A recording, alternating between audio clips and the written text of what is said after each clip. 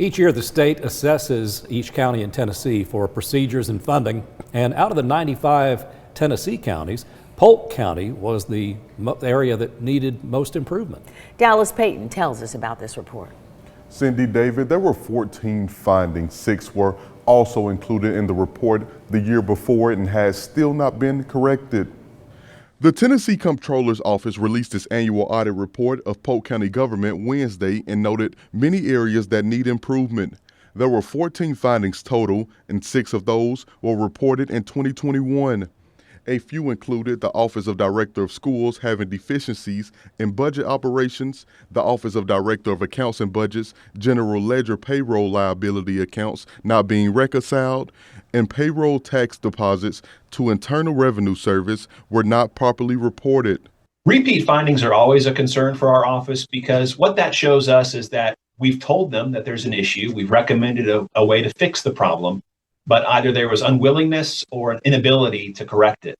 The goal of the audits is to ensure financial integrity, according to the Comptroller's website. John Dunn with the Tennessee Comptroller's Office says one of the findings has been repeated over the last 11 annual audits and has not been addressed. It's how Polk County is handling financial activities of their highway department. The highway department's financial function should really be done under the general government, under the general finance department.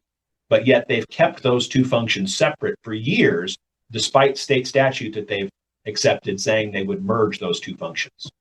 In the newest report, the Office of Circuit and General Sessions Courts Clerk was flagged for using a signature stamp to sign checks and not reviewing a list of voided transactions, but that's not all.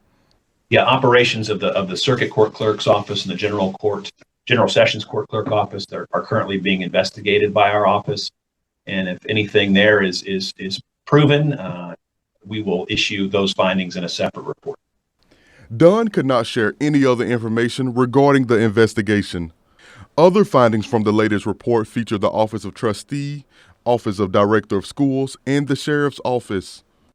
Polk County's audit basically shows us that there's a lot of work to do. Most of that work, though, is relatively simple in the fact that the folks in charge of the financial functions, the accounting functions within the county, just need to do a better job of paying attention to the details and spending more time to get things right.